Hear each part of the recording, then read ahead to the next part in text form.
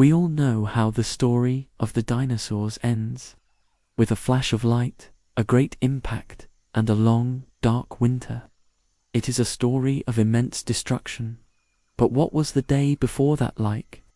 What did the world feel like to the creatures who lived in it, completely unaware that their time was coming to an end? Tonight, we do not watch the catastrophe. We journey back 66 million years to spend one last, peaceful day with the king of that lost world, the Tyrannosaurus Rex. We will see what he saw, feel what he felt, and understand the strange, ominous signs of a world holding its breath on the eve of its own demise. Before we begin, take a deep breath and let the room grow quiet. If these soft journeys bring you peace, feel free to like and subscribe, and let me know in the comments where you're listening from and what time it is there. It's always comforting to know who's resting alongside us tonight. Now, close your eyes and let the wilderness unfold. You awaken. Consciousness returns to your immense body, not with a jolt, but as a slow, deep tide rising from a century of instinct.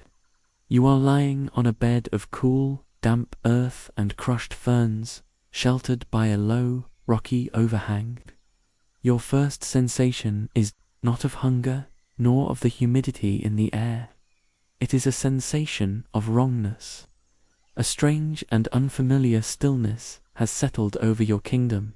Normally, the pre-dawn air would be alive with a chorus of sounds. The high-pitched chirping of the small, feathered dinosaurs in the trees, the buzzing of immense insects, the rustle of small mammals in the undergrowth. But this morning, the world is holding its breath. The silence is not peaceful. It is heavy, tense, and unnerving. It is a silence that speaks of a shared, unspoken fear among the smaller creatures of your world. You remain motionless, your great head resting on the ground, and you simply listen. You extend your hearing, a sense so acute you can detect the footfalls of a walking lizard a mile away. But you hear very little. The forest is quiet, too quiet. It is a quiet you have not experienced before, not even in the deepest part of the dry season or before a great storm. This stillness feels different. It feels ancient, geological. It feels as if the land itself is waiting for something. This quiet is the first clue, the first subtle sign that the day ahead will not be like the thousands of other days. You have lived as the undisputed king of this world. You feel a new sensation now. A feeling that is not an absence of sound, but a strange presence. A low, almost subsonic vibration that is coming not from the movement of animals, but from the very ground beneath you. It is a faint, deep tremor that you feel in your massive leg bones and in your jaw where it rests against the earth. It is not the familiar, rhythmic rumble of the distant volcanoes that are a constant feature of your world. This is a different kind of tremor, one that is less predictable, more erratic, a nervous flutter in the heart of the planet. It is another piece of the puzzle, another note in the strange, unsettling music of this new dawn. You do not feel fear. You are too large, too powerful, too ancient to feel fear. But you feel a deep, instinctual unease, a feeling that the fundamental rules of your kingdom are being subtly, inexplicably rewritten. The world feels out of tune, like a great drum that has lost its resonance. You push your immense body up from the ground, your powerful legs taking your weight with an easy grace. The strange silence, the unsettling vibration, and the feeling of a world holding its breath compel you to begin your daily patrol. Not just to hunt, but to investigate, to understand the source of this new and profound wrongness. You stand in the misty pre-dawn light, a creature of immense and terrible beauty, the product of 100 million years of evolution, the apex of your era. You are a living mountain of muscle and bone. You can feel the familiar, comforting weight of your own power. Your legs are like great tree trunks, your thighs packed with muscles capable of propelling your 60-foot frame forward at an incredible speed. Your massive feet, with their 3 great, clawed toes, rest on the soft earth, and you can feel every texture of the ground through their thick, leathery pads. Your great, serpentine tail, a powerful counterbalance to your immense head, sways gently behind you, its tip brushing against the giant ferns. It is a weapon, a rudder, and an instrument of perfect balance, all in one. You take a moment to feel your own skin. It is not the skin of a lesser creature. It is a thick, scaly hide, a natural armor that has protected you from the claws and teeth of countless rivals throughout your long life. Your snout is a roadmap of your history, covered in the faint, pale lines of old scars from long-forgotten battles for territory and dominance. You are old, you are a veteran, and you are the king. There is no creature in this world that can challenge you. There is no sound that can make you flinch. There is no predator from which you need to hide. Your power is absolute. It is a simple, undeniable fact, as true and as constant as the rising of the sun. But today, this familiar feeling of absolute power is tinged with a new and strange sensation. It is the feeling of uncertainty. Your great and powerful body feels perfectly attuned to your world, and your world feels wrong. The subtle tremors in the earth feel like a sign of sickness in the very bones of the planet. The unusual quiet of the other animals feels like a feverish hush. For the first time in your long reign, you feel that your own immense strength might not be enough to contend with what is coming. You are the master of every living thing in this kingdom, but you are not the master of the kingdom itself. You turn your massive head and look out over the misty, sleeping jungle. You have faced down every challenger. You have survived every drought and every flood. You are the ultimate survivor. But the strange, unsettling feeling in the air and in the earth speaks of a challenge of a different kind, one that cannot be met with teeth and claws. It is a challenge to the world itself. And as the most powerful creature in that world, you feel its sickness as your own. A deep and personal unease that settles in the pit of your great stomach, a feeling you have never known before. You begin your patrol, your immense feet making a soft, thudding sound on the damp earth. You move with a quiet, deliberate grace, a predator that has no need to rush, and you begin to read the story of the morning, not with your eyes, but with your most powerful and sophisticated sense, your sense of smell. You have a sense of smell so acute it is almost a form of seeing. You lift your great head, and you take a long, slow breath, pulling the humid, prehistoric air into your vast nasal cavities, and you begin to dissect its meaning. You smell the familiar, comforting scents of your home, the deep, rich, loamy smell of the damp earth, the green, vibrant scent of the immense ferns and cycads, the sweet, heavy perfume of the strange, new flowering plants that have begun to populate the world, the distant, sharp, sulphurous tints of the volcanoes, a constant and familiar part of your world's perfume. But underneath these familiar scents, there is something else, something new.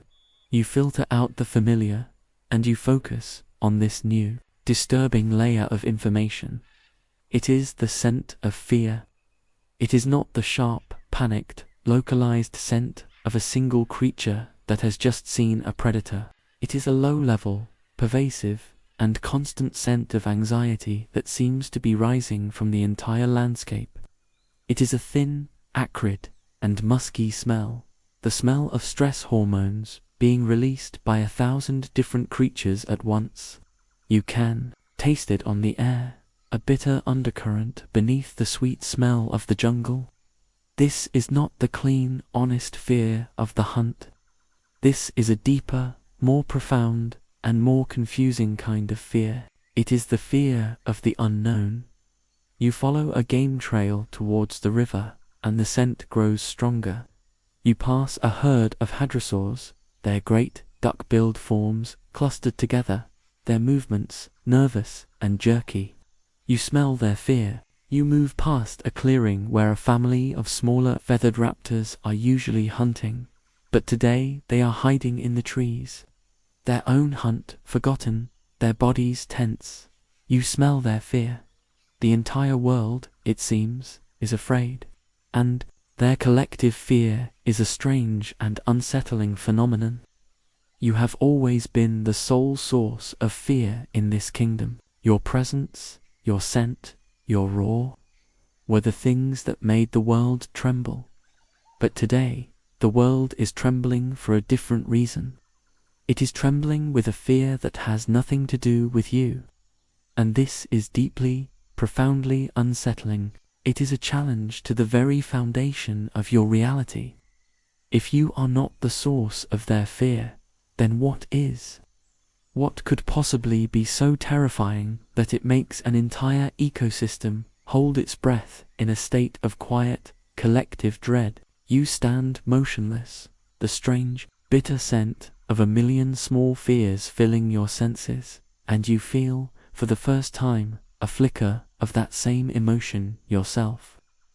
Not fear of a rival, but fear of a world that is no longer behaving according to the ancient rules you have always known.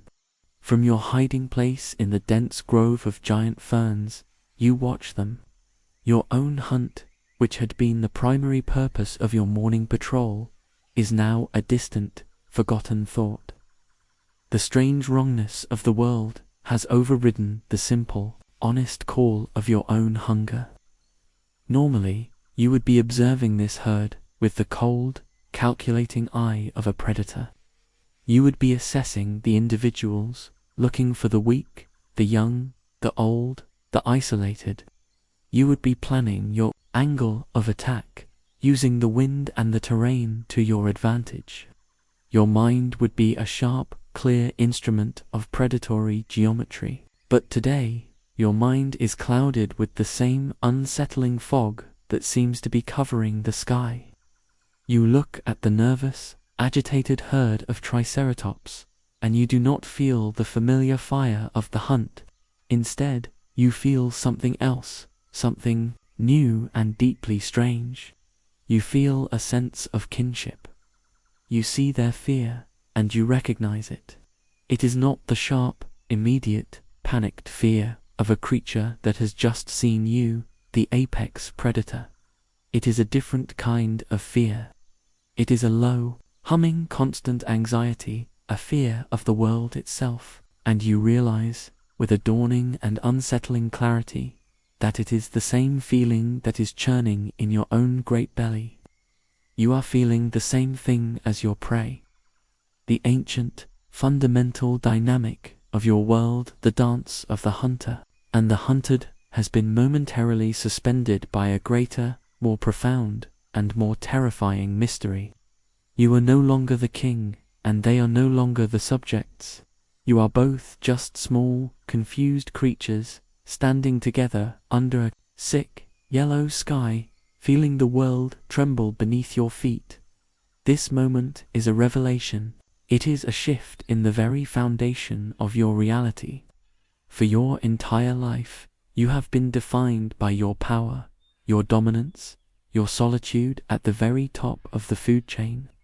But now, in the face of this new, shared dread, that solitude feels less like a position of power and more like a state of isolation. You watch the great matriarch, and you can see her confusion, her frustration. You can see her looking for an enemy to fight, and finding none, and you understand her perfectly. You, too, are searching for something to attack, something to roar at, something to blame for this deep and unsettling feeling. But there is nothing. There is only the strange stillness, the bitter scent of fear, and the trembling earth. For the first time, you do not see the Triceratops herd as a potential meal. You see them as fellow inhabitants of a kingdom that is falling ill. Their fear validates your own unease. Their confusion mirrors your own. This shared experience creates a strange, temporary, and deeply poignant bond between you. The great predator and the great prey, united for a brief moment in a shared, silent, and deeply unsettling question: what is happening to our world? As you stand there, locked in this strange, silent communion with the herd, the world gives another one of its nervous, feverish shudders. A tremor, stronger this time, rolls through the floodplain. The ground beneath you feels like it is momentarily turning to liquid. The great ferns around you sway as if in a strong wind, though the air is perfectly still. The surface of the puddles on the ground dances with 1,000 tiny, concentric rings. The sound is a low, deep, and guttural groan that seems to come from the very center of the earth.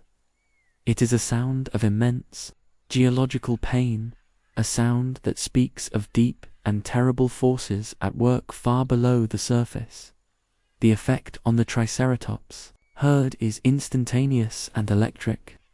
Their low-level anxiety, which has been simmering all morning, now boils over into a full-blown panic. The great matriarch lets out a loud, sharp, trumpet-like roar of pure, untargeted terror, and the entire herd explodes into motion. They are a living avalanche of muscle and horn, a thundering, chaotic stampede. They charge blindly across the floodplain, their immense weight shaking the ground even more. They are not running from you. They are not running from anything they can see. They are simply running from the feeling, from the terrifying, incomprehensible wrongness of the world itself. The stampede is brief, a sudden, violent release of all their pent-up fear and confusion. After 100 yards, the herd slows, circles back on itself, and comes to a stop. Its members breathing heavily, their great sides heaving, their eyes wide with a terror that has no name. You have remained perfectly still throughout this chaotic display. The tremor startled you, yes, but your immense weight and power make you a creature of great stability. You are not so easily moved. You simply watch the herds panic with a deep, analytical calm. You see their terror, and it is a pure and honest thing. But you also see that it is a useless thing. It has not helped them. It has not saved them. It has only exhausted them, leaving them more vulnerable than before. Their reaction is one of mindless, instinctual flight. Your reaction is one of quiet, thoughtful observation. You are trying to understand the problem. They are only trying to escape it. This moment teaches you another lesson on this day of strange lessons. It teaches you that power is not just about strength and teeth. It is about stillness. It is about control. It is about the ability to stand firm in the face of the unknown and observe, to gather information, to try and understand. The herd's panic is a form of surrender to the fear. Your stillness is a form of quiet defiance. You will not be cowed by a trembling earth or a strange sky. You are the king of this world, and you will face its sickness with the same calm, indomitable power that you have always faced every other challenge. The Triceratops herd is now scattered and disorganized, their brief, panicked stampede having broken their defensive formation. They are tired, they are disoriented, and they are more vulnerable than they have been all morning. A younger, more impulsive version of yourself would have seen this as a perfect hunting opportunity, an easy meal. But today is different.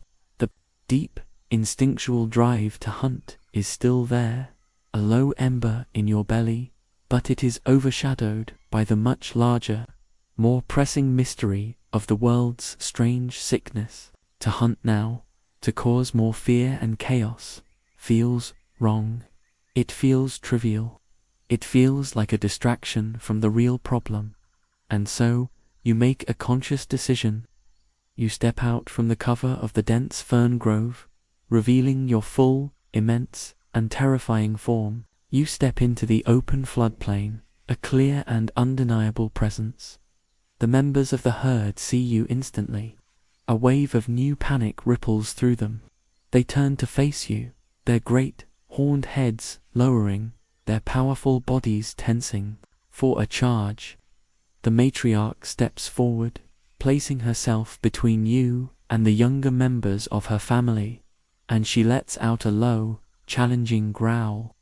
A sound you have heard many times before. It is the sound of a mother preparing to defend her children to the death. She is ready to fight you. She expects you to charge.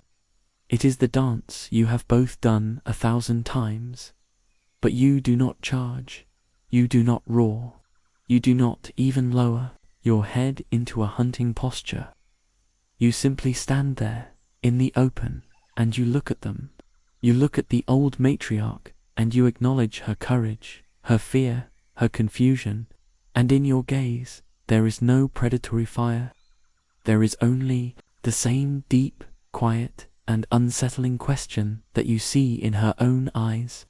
And she sees it, the great, ancient matriarch, a creature of profound instinct, sees that you are not here to hunt. She sees that you are watching the same strange, yellow sky that she is. She sees that you are feeling the same trembling earth that she is, and the tension in her great body lessens slightly. Her challenging roar softens into a low, questioning rumble. A silent, unspoken truce passes between you. It is a moment that has never happened before in the long, bloody history of your two species. For a brief, suspended moment, you are not predator and prey. You are simply two ancient, powerful creatures, two old kings of this dying world, standing together in shared confusion at the great, unknown power that is threatening you both. You hold her gaze for a long moment, a silent acknowledgement of your shared dread. And then, with a slow, deliberate movement, you turn your great body and you walk away, leaving the herd untouched. There is no hunt today. There is only the mystery. And it is a mystery that unites you all. As the day begins its slow descent into evening, a profound change has settled over you. The deep, primal, and instinctual drive to hunt.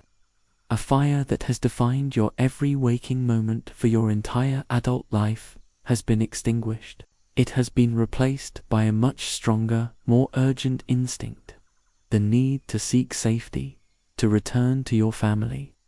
The gnawing emptiness in your great belly is still there, a distant and unimportant ache, but it is completely overshadowed by the deep, unsettling wrongness of the world. The strange tremors, the fearful silence of the other creatures, the sick, yellow sky. These are problems that cannot be solved with teeth and claws. They are problems that speak to a deep and ancient part of your brain, a part that knows only one response to a world in such distress. Seek shelter.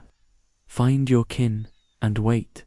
Your patrol, which began as a hunt for food and an investigation into the strange state of your kingdom, now becomes a simple journey home. You turn away from the vast, open floodplains, where the herds are still clustered in their nervous groups. You leave behind the promise of a meal without a second thought. Your powerful legs, which could close the distance on any prey, now carry you with a steady, purposeful, and almost weary rhythm back towards the sheltered cliffs where you have made your den. You move through the strange, silent jungle, your great head held low, your senses no longer searching for the scent of a potential victim, but for the familiar, comforting scent of your own mate and your young. This abandonment of the hunt is a profound shift in your very being. You are the apex predator, the king. Your role has always been one of action, of dominance, of imposing your will upon the world. But now you are faced with a power far greater than your own, a power that is making the world itself sick. And, in the face of this immense, unknowable force, your only instinct is to retreat, to become not a king, but a father and a mate. It is a quiet, instinctual admission that there are forces in the universe that even you cannot fight. It is a return to the most fundamental and important truth: the safety of your family. You walk with a heavy heart, the weight of your confusion and unease, a physical burden. You do not know what tomorrow will bring. You do not know the nature of the great and terrible change that is sweeping through your world. You only know one thing with an absolute and unshakable certainty: you must return to your den. You must return to the one place in this sick and trembling world that still feels safe, that still feels like home. As you make your way through the giant fern forests, the sun begins its final descent.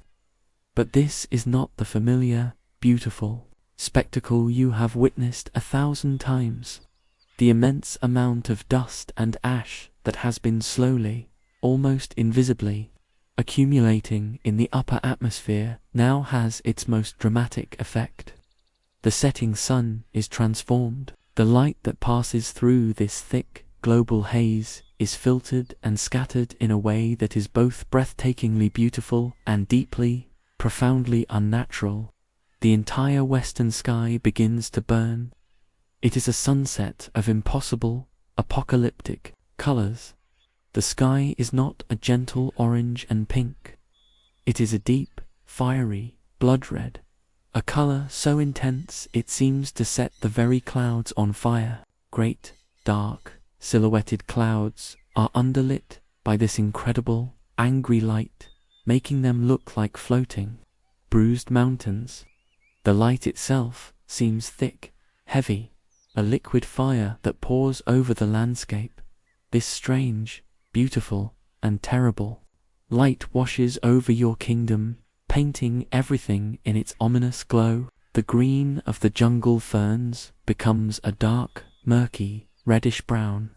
The grey stone of the cliffs seems to blush with a deep crimson light. The very air around you seems to be on fire, a world bathed in the light of a dying star. You pause your journey and you look up at this spectacle, and your ancient mind is filled with a sense of profound and terrible awe. It is the most beautiful sunset you have ever seen, and it is the most frightening. It is the beauty of a fever, the beauty of a world that is burning from the inside out. It is a final, grand and terrible warning from the sky itself. You feel this light on your own scaly hide. It is not the warm, life-giving gold of a normal sunset. It is a strange, cool light, a light that holds no warmth, only a terrible, vibrant color. You watch as the blood-red sun finally disappears below the horizon. But the sky does not fade to a gentle purple and then black. It remains a deep, angry, smoldering red for a long, long time, as if the world itself has been wounded and is slowly bleeding out into the heavens. You know, with a certainty that goes deeper than thought, that this is a sign. It is a sign that the age of the sun, the age of the green, growing world, is coming to an end. You stand there for a long time, a great, dark silhouette against a sky of fire and blood, a silent king watching the last sunset of his long and magnificent era. The beauty of it is a painful thing, a final, heartbreaking love letter from a world you have known your entire life, a world that is now, for some unknowable reason, saying goodbye. You feel a great, deep sadness settle into your heart, a grief, for the loss of a world that is not yet gone, but whose end has now been so clearly and so terribly written across the sky. You finally arrive at your home. It is a place of safety and familiarity in this new and frightening world, a deep, wide cavern carved into the face of a great stone cliff, its entrance sheltered by a thick overhang of rock. You have used this den for many seasons. It is a good home, safe from storms and easily defended. As you approach, you smell the familiar, comforting scent of your own kind. It is the scent of your mate and of your 2 young offspring. The scent is a balm to your troubled mind, a small island of normalcy in a sea of strange and unsettling change. You enter the dark, cool space of the cave, and you see them. Your mate, a great and powerful female, is lying on the earthen floor, but she is not at ease. She is restless, her great head raised, her eyes looking out towards the strange, red twilight. Your young, who should be sleeping soundly, are awake and huddled close to her side, their own small bodies tense with a shared, familial anxiety. Your mate looks at you as you enter, and she makes a low, questioning rumble in her chest. It is a sound that asks 1,000 questions. Did you find food? Did you see the sky? Do you know what is happening? You have no answers. For her, you can only offer the quiet, immense comfort of your own presence. You walk to her side and you touch your great, scarred snout to hers, a gesture of reassurance, of companionship. You are the king of this world, and it is your duty to be strong, to be calm, even when the world itself is trembling. Your presence soothes her. You are her anchor in this strange, new sea of fear. She feels your immense, calm strength, and the tension in her own body lessens slightly. She lets out a long, slow sigh and rests her great head on the ground. Your young, seeing that you have returned, seeing that their 2 great, powerful parents are together, also begin to relax. They let out small, sleepy chirps and press their small, scaly bodies closer into the warmth of your 2 immense forms. You and your mate now form a living fortress around them, a wall of muscle and bone and love that shields them from the strange, sick world outside. You lie down, your great body curling around your family. You feel the warmth of their bodies against yours. You feel the soft, rhythmic puff of their breath on your skin. You hear the deep, steady beat of their hearts in this small, dark cave, surrounded by the familiar and beloved presence of your family. The unsettling feelings of the day begin to fade. The strange tremors, the fearful silence, the ominous, red sky, they all seem distant now, a bad dream from which you have now awoken. The world outside may be sick, it may be ending, but here, in this small, dark space, there is only the simple, profound, and powerful truth of your family. There is warmth, there is closeness, there is safety, and for a moment, you allow yourself to believe that this is enough, that this small fortress of love can protect you from whatever is to come. Let us now turn our focus to the habitat itself, the late Cretaceous world that is both your kingdom and your subject of concern. The unsettling feelings you and the other creatures have are not baseless anxieties. They are responses to real, subtle changes in the environment. The world itself is growing sick, and it is revealing its secrets in quiet, ominous ways. Your morning patrol takes you to the banks of the great river, a place of life and a center of your territory. Normally, this river is a vibrant, thriving artery. Its waters, while never perfectly clear, would have a healthy, greenish-brown color, teeming with fish and turtles. its banks crowded with smaller dinosaurs coming to drink. But today, the river is different. The water is sluggish, and it has a strange, murky, grey quality, as if it were mixed with ash. You lower your massive head to drink, and the water tastes wrong. It has a bitter chemical temps, a taste of sulfur, and strange minerals that is much stronger than the usual background scent of the distant volcanoes. You look into the murky depths, and you see very little movement. The normally abundant fish are scarce, and the ones you do see are lethargic, swimming slowly near the bottom, their movements sluggish and unnatural. The air above the water is also different. The usual clouds of insects that would be hovering over the surface are gone. The small, feathered pterosaurs that would be gliding overhead, hunting for fish, are absent. The entire river ecosystem seems to be in a state of quiet, unhealthy suspension. It is as if a poison has seeped into the water, a sickness that is affecting every level of the food chain. You drink deeply, for your body is large and needs the water. But you do so without pleasure, your great mind cataloguing this troubling new piece of information. The river, the very lifeblood of your kingdom, is unwell. This sickness of the water is a profound secret that the habitat is revealing. It is a sign that the changes are not just atmospheric, but geological. The strange dust you have seen in the sky is now finding its way into the water table, changing its chemistry, affecting the most fundamental building blocks of life. The fish are sick because the algae they feed upon is sick. The pterosaurs are gone because the fish are gone. It is a slow, silent, and catastrophic chain reaction, a domino effect beginning at the microscopic level.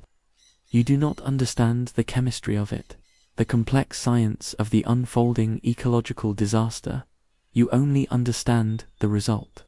You understand that the heart of your world is growing weak, its pulse slowing, its vibrant life being replaced by a murky, silent lethargy. You lift your head from the river, the strange-tasting water dripping from your great jaws, and you look out at your kingdom.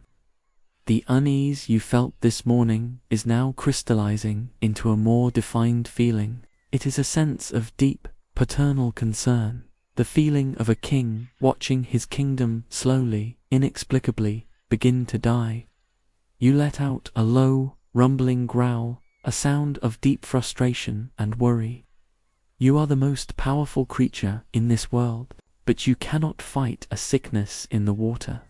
You cannot roar at a change in the chemistry of the river. You can only watch and wonder, and feel the ground tremble with a fever that you have no way of healing.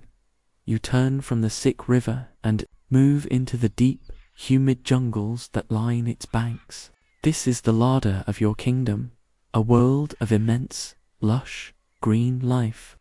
But here too, the secret sickness of the world is making itself known.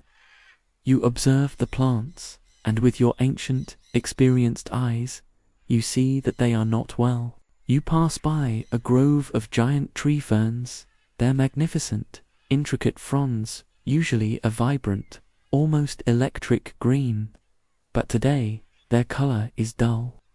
Their edges are tinged with a sickly brown, and they are slightly wilted, drooping towards the ground as if from a lack of water, even though the air is thick with humidity and the ground is damp. You know these plants intimately. You know their cycles, their seasons, their signs of health and distress. And you have never seen them like this before. You continue your patrol, and you notice more disturbing signs. You see the great, flowering, magnolia trees, which should be covered in their large, white, fragrant blossoms at this time of year. But many of the flowers are closed, their petals shut tight, as if bracing against a coming frost, even though the air is warm. The flowers that are open are pale, their scent weak, and their petals are coated in a fine, grey, gritty dust, the same strange dust that is making the sky yellow. This dust seems to be choking the very life out of the flora. It is a blanket of fine ash that is settling on every leaf, every petal, every surface, preventing the plants from breathing, from taking in the already weak sunlight. The forest floor itself feels different. The usual deep carpet of soft, decaying leaves and rich, black soil is now covered in this same thin layer of grey dust. It is a sterile, mineral-scented dust that has no life in it. It is the dust of an asteroid impact, the first layer of the shroud that will eventually cover your entire world. You do not know this. You only know that the plants, the foundation of all life in your kingdom, are suffering. The great herbivores, like the triceratops, depend on these plants for their survival. If the plants die, the herds will die. And if the herds die, you, their king, will eventually die too. The sickness is not just in the water, it is in the very soil, on the leaves of the very trees that have sheltered your kind for millions of years. You look at a single wilting fern frond, its beautiful, fractal pattern now limp and lifeless, coated in a fine grey dust, and you feel a sense of profound ecological grief. You are connected to this forest, to every plant, every tree. Their life is your life. Their sickness is your sickness. You feel a new kind of powerlessness, a feeling even deeper than the one you felt at the riverbank.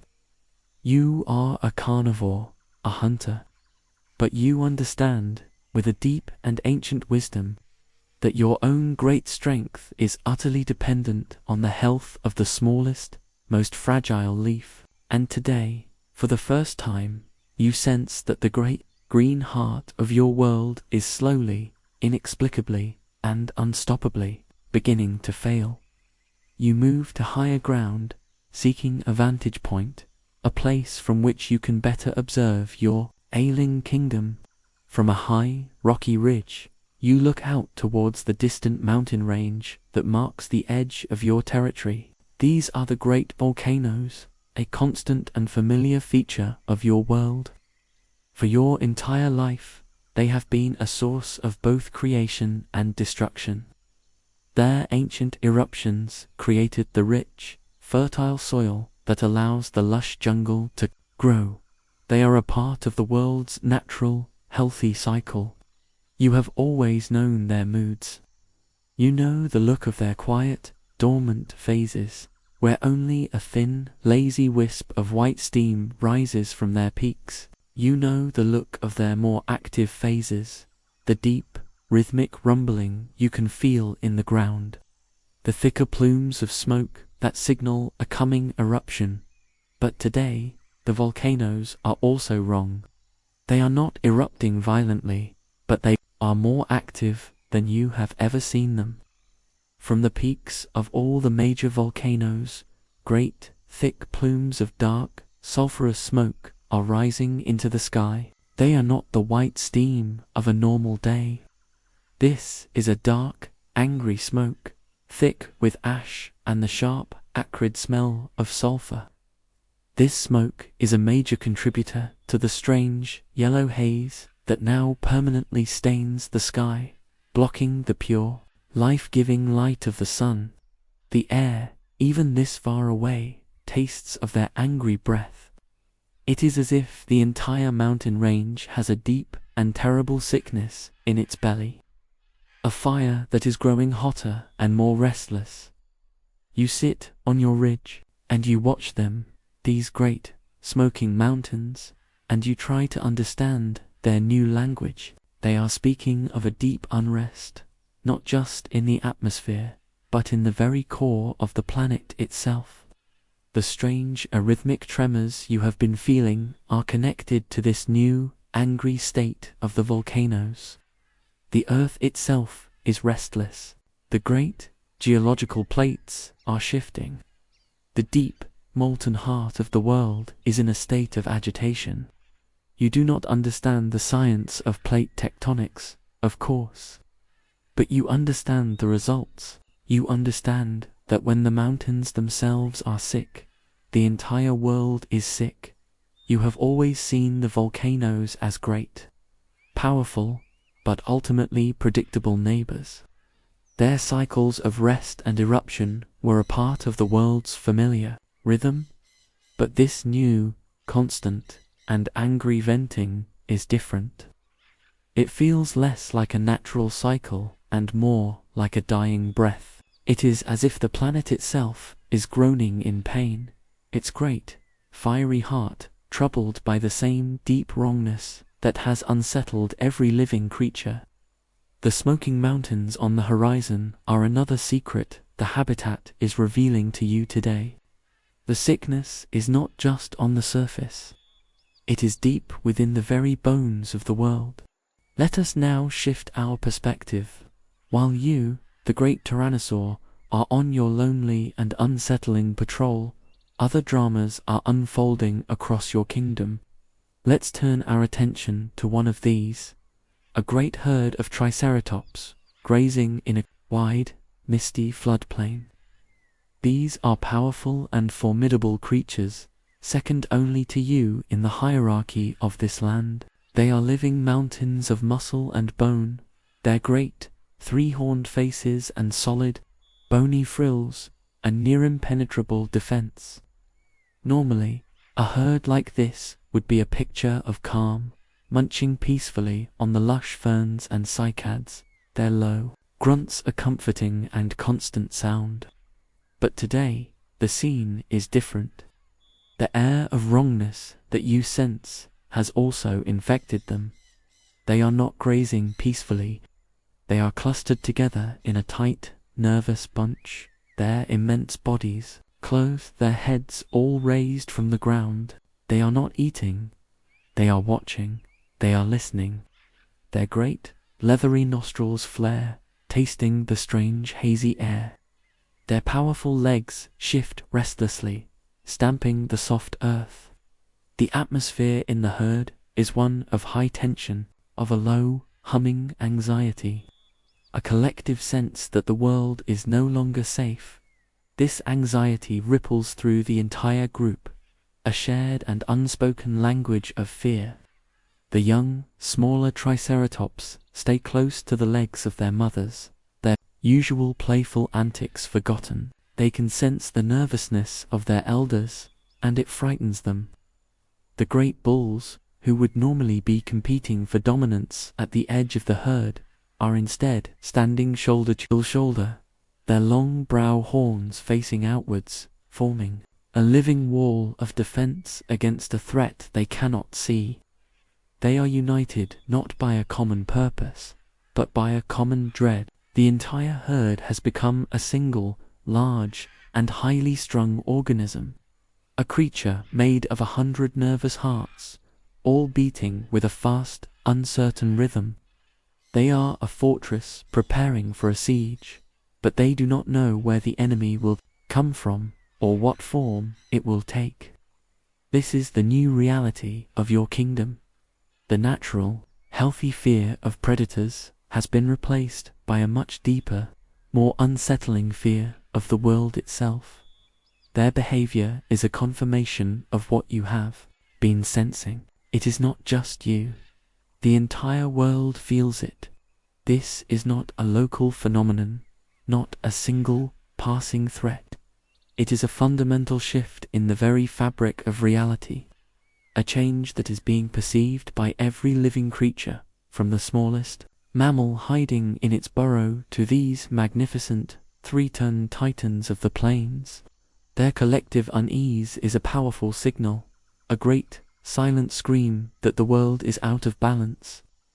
They do not have the complex consciousness to analyze it, as you do, to question the color of the sky or the trembling of the earth. They only have their ancient, powerful instincts. And their instincts are telling them that a great and terrible wrongness has descended upon the land. They are trapped in a state of high alert, with no enemy to charge, no predator to fight. It is a state of pure, untargeted anxiety, a deeply stressful and exhausting state of being. You watch them from a great distance, from the cover of a dense grove of towering ferns. Your own unease is reflected in their nervous, stamping energy. It is a strange and unsettling sight to see these powerful, formidable creatures, these living fortresses, reduced to a state of skittish, nervous confusion is a profound testament to the wrongness of this day. It is like seeing a mountain tremble. It is like seeing a river run backwards. It confirms your deepest, most instinctual fears. The world you have known, the world you have ruled for your entire, long life, the world of predictable rules and natural order is beginning to unravel at the seams. And in this moment, you feel a strange and unwelcome sense of kinship with these, your natural prey. You and they are united for the first time in a shared and deeply unsettling mystery. At the center of this nervous, shuffling herd stands one individual who holds the group together. It is the old matriarch, a great female triceratops, the oldest and wisest of them all. Her frill is scarred from 100 battles with rivals and predators, including, in her youth, a narrow escape from one of your own kind. Her great dark eyes, usually so calm and patient, are now wide and full of a deep, profound confusion. She is the anchor of the herd, the library of its collective knowledge and experience. Her instincts are a finely tuned instrument, perfected over a long life of survival. She knows the sound of every predator. She knows the scent of every plant. She knows the feel of the coming seasons. But today, her instincts are failing her. They are screaming at her, a constant, high-pitched alarm in her mind, but they are giving her no information. They are screaming danger, but they are not telling her from where or from what. This confusion is a torment for her. Her role is to lead, to protect, to make the decisions that will keep her family safe. But how can she lead when she does not know which way to go? How can she protect her herd when she does not know what she is protecting them from?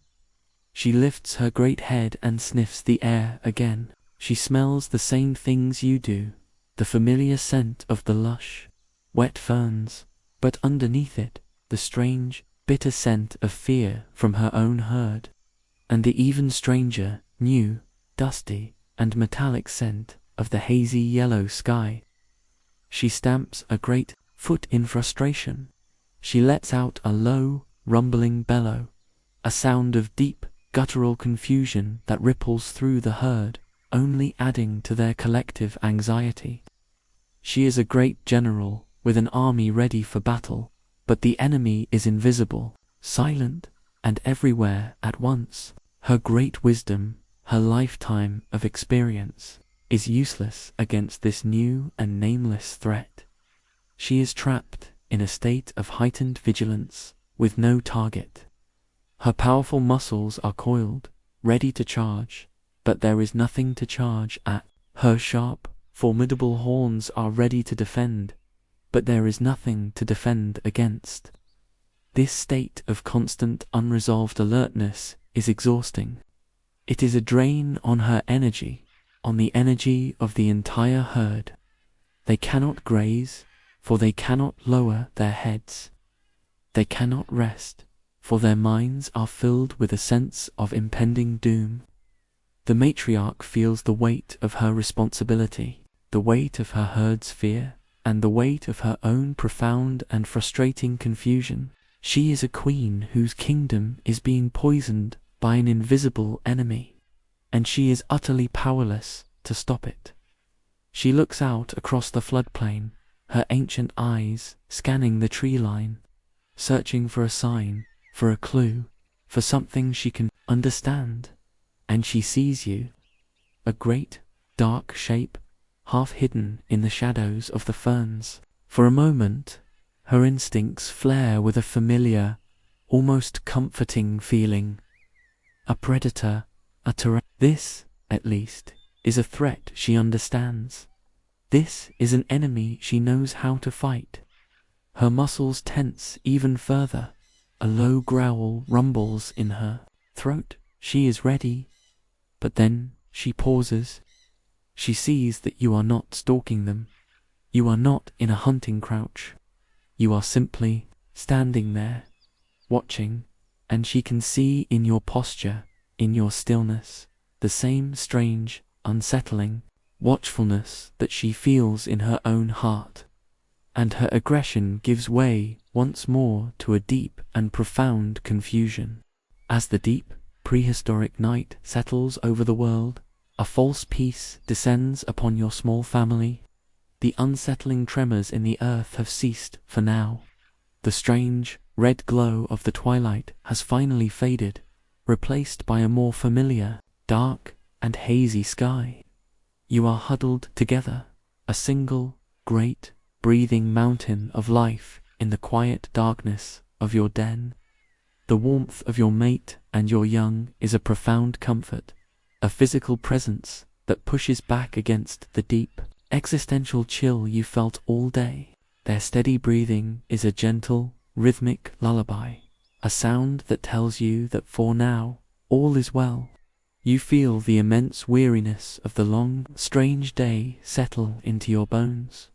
You rest your massive head on the ground, your great jaw so powerful it could crush the bones of any creature in this kingdom, is now slack with a growing drowsiness. You look at your young, sleeping now in the space between you and your mate.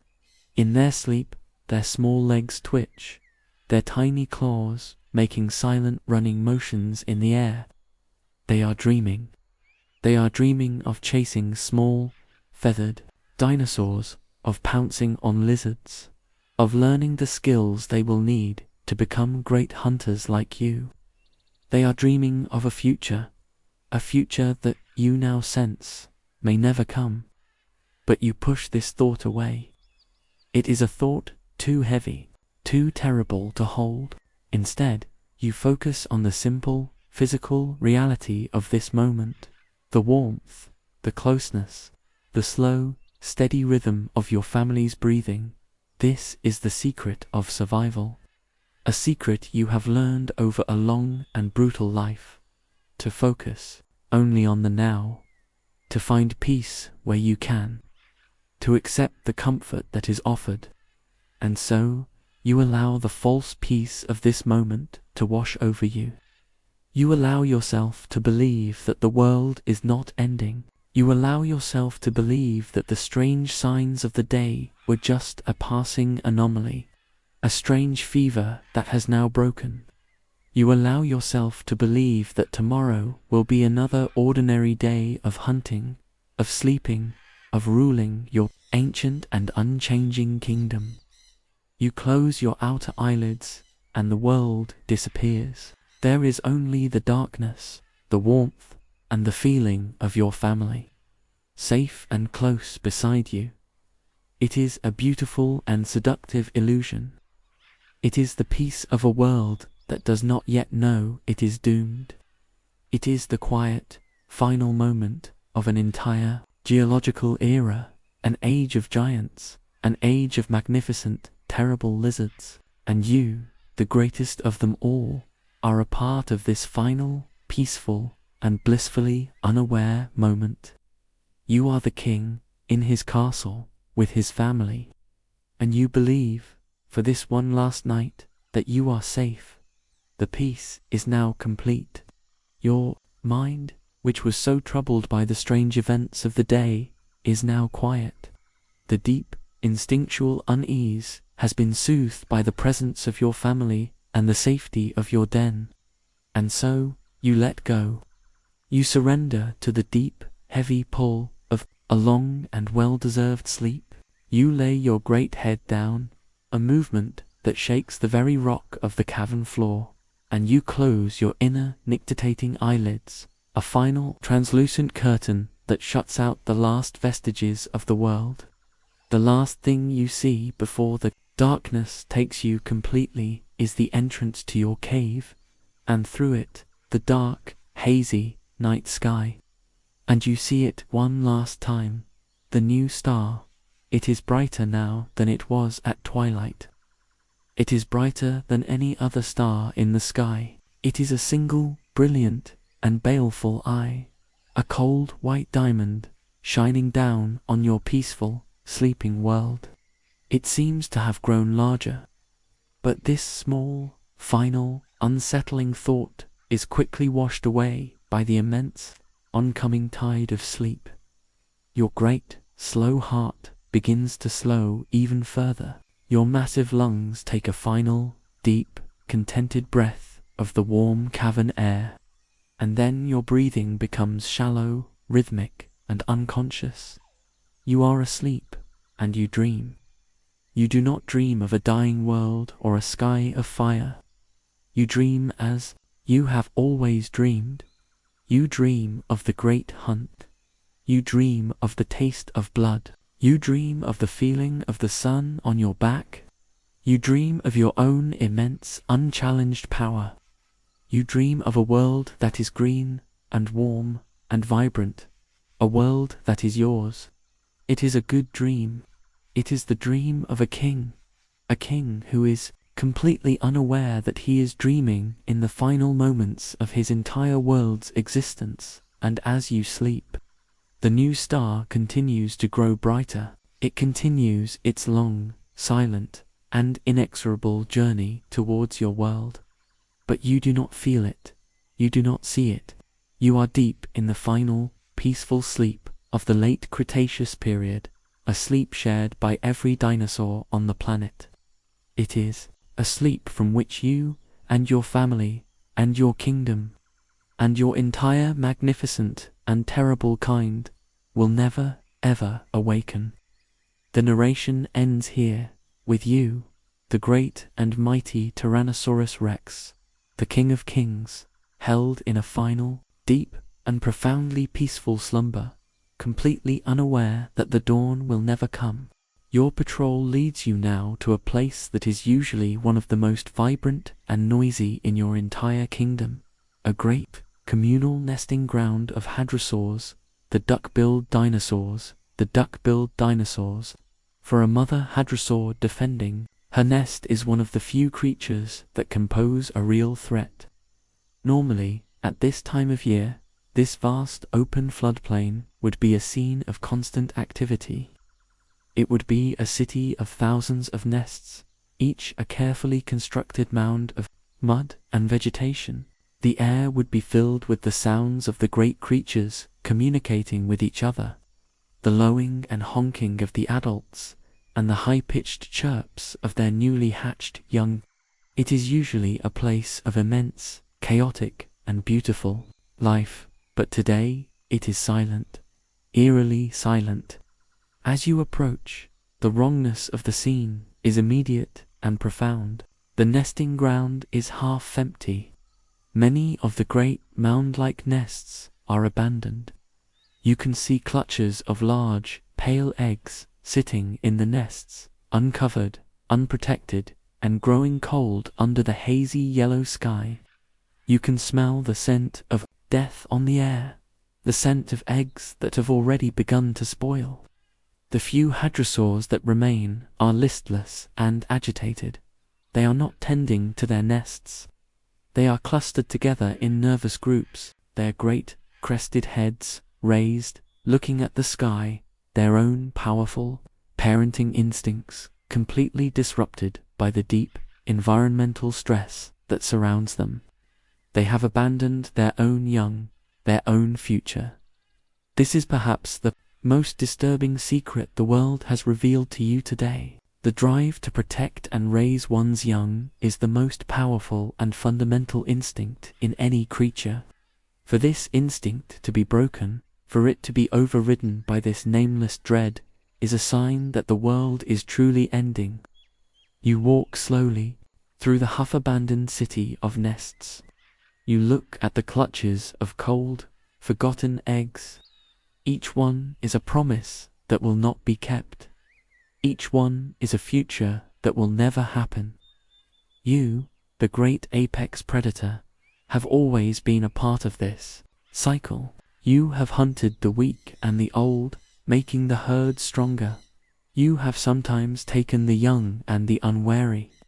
It is the natural, honest way of the world. But this is different. This is not the clean, honest death of the hunt. This is a slow, quiet, and unnatural decay. It is the fading of a future. You look at the remaining hadrosaurs, their forms huddled together in their strange, silent fear, and you feel no hunger. You feel only a deep, profound, and shared sense of tragedy. The great cycle of life, the dance of predator and prey, the promise of new generations, is breaking down. The fundamental rules of your world are unraveling. The sickness is not just in the water and the sky. It is in the very heart of life itself. The abandoned nests are a silent, powerful testament to a world that is losing its way. A world that is forgetting how to live. As dusk begins to fall, you stand at the edge of the silent nesting ground, the strange, unsettling feelings of the day weighing heavily on your ancient mind. The sun begins to set, but it is not the familiar, beautiful spectacle you have witnessed 1,000 times. The immense amount of dust and ash in the upper atmosphere creates a sunset of impossible, unnatural, and deeply ominous beauty. The entire western sky burns a fiery blood red, a color so intense it makes the landscape around you glow with a hellish light. It is beautiful, yes, but it is the beauty of a fever, the beauty of a world on fire. You watch as the great, red sun disappears below the horizon, and the sky begins to fade to a dark, hazy purple. And it is then, as the first true stars of the night begin to appear, that you see it. High above, in the western sky, there is a new star. It was not there yesterday. It was not there the night before. You know the patterns of the night sky with an intimate familiarity. You know the slow, patient dance of the planets, the familiar shapes of the constellations. This new light does not belong. It is small, but it is brighter than any other star in the sky, and it does not twinkle. A star twinkles because its light is being distorted by the Earth's atmosphere. This new light is a single, steady, fierce, and unwavering point of pure, white brilliance.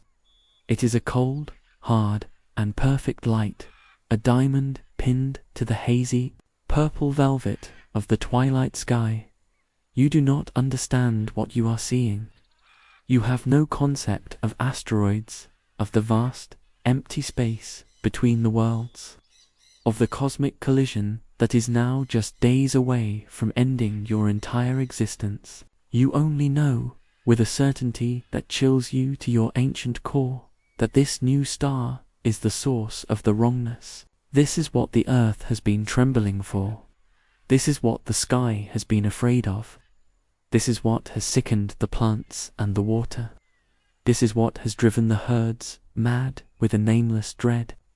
All the strange, unsettling secrets of the day, the silence, the fear, the tremors, the haze, they all point to this single, brilliant, and terrifying new light in the sky. You lift your great head, your massive neck stretching upwards, and you fix your powerful, intelligent eye on this new star. And for the first time, you feel that the object of your gaze is looking back at you. You feel a connection to this small, bright point of light, a sense that it is not just a passive object, but an active presence, a thing of immense power and terrible purpose. It is a new god in your sky, a god of silence and of endings. And you, the great king of this world, the Tyrannosaurus Rex, can only stand and watch it, a silent, powerless witness to the arrival of your own long, final night. You continue your journey, your mind still trying to process the strange stillness and the scent of fear. You move out of the dense jungle and onto a wide open floodplain that leads to the great river. And here, in the open, you feel it again, a tremor in the earth. This time, it is stronger than the faint vibration you felt in your den. It is a deep, powerful shudder that travels up through the soles of your massive feet and into your very bones. The ground beneath you visibly shakes for a few brief seconds. The surface of the puddles left by the morning dew ripples and dances. A few loose stones clatter down from a nearby rock face. It is a significant event, a powerful statement from the planet itself. Your long life has taught you the language of the Earth's movements. You know the deep, rhythmic, and predictable rumble of the distant volcanoes. You know the sharp, violent, and localized shaking of an earthquake along a fault line. This is neither of those things. This tremor is different. It is a deep, strange, and a rhythmic shudder, a feeling like a great cosmic bell has been struck somewhere far away, and you are only now feeling its faintest, deepest vibrations. It is a feeling of a deep planetary sickness, a fever in the rock. The tremor passes, and the world is still once more, but the silence that follows is heavier, more ominous than before. You look around you. The herd of hadrosaurs in the distance, which had been so nervous, is now in a state of low-level panic. They are stamping their feet and making low, frightened calls. Even the insects have gone silent. You are the only thing that is not in a state of frantic alarm. Your immense size and power make you immune to the immediate panic, but you are not immune to the deep, instinctual knowledge that this is wrong. You have never felt the earth behave this way. You have never known the world to be so united in a single, shared feeling of dread. You are the king of this kingdom, but the kingdom itself seems to be falling apart. You let out a low, deep rumble in your chest, a sound that is not a roar of dominance, but a question asked to the world itself. What is happening? The only answer is the strange, unsettling silence, and the memory of the tremor still vibrating in your bones. Your morning patrol, which usually solidifies your sense of control and power over your domain, is now only deepening the mystery. Every sign, every scent, every sound or lack thereof's telling you the same thing. The world is not right. The balance has been broken, and the cause is something that you cannot see, cannot smell, and cannot smell. You finally reach the banks of the great river, and you lower your massive head to drink. As you do, you look at your own reflection in the murky water. You see the scarred snout, the powerful jaw, the great, dark, intelligent eye staring back at you. It is the face of a king, a survivor, a being at the very pinnacle of existence. But today, you see a flicker of something new in that eye, a flicker of uncertainty. You drink the cool, muddy water, and then you lift your head and look up at the sky, and you see the final, most unsettling secret of this strange new day. The sky is not the familiar, brilliant, tropical blue that it should be. It has a faint, hazy, and sickly yellowish tint, a veil of something unnatural drawn across the entire world. The sun itself seems dimmer, its light less powerful. As if seen through a piece of dirty glass, high in the atmosphere, you can see thin, wispy clouds that are not made of water vapor. They are clouds of fine, grey dust and ash, a permanent, high-altitude haze that is catching the sunlight in a strange and unsettling way. You have seen ash from the volcanoes before, but this is different. It is higher, thinner, and more pervasive. It is a global phenomenon, a change to the very air of the planet. It is the reason the sunrise was so muted. It is the reason the world feels so strange. It is the source of the unease that has settled over every living creature. You do not understand the science of it. You do not know that these are the first faint atmospheric traces of a great impact event on the other side of the planet. The beginning of a long, dark winter from which your kind will never emerge. You only know, with a certainty that chills you to your ancient core, that the sky itself is wrong. The silence of the forest, the fear of the herds, the trembling of the earth, and now the sickness of the sky, they are all connected. They are all symptoms of a single, great, and terrible change. You stand there on the riverbank, the greatest predator the world has ever known, and for the first time in your long, dominant life, you feel a sense of profound and unsettling powerlessness. You can fight any creature that challenges you, but you cannot fight the sky. You cannot battle the earth. You look up at the hazy, yellow sun, and you feel a deep, instinctual sense that your time, the long, green, and golden age of your kind, is coming to an end. You do not know how. You do not know why. You only know that the world has changed, and you are no longer its undisputed master.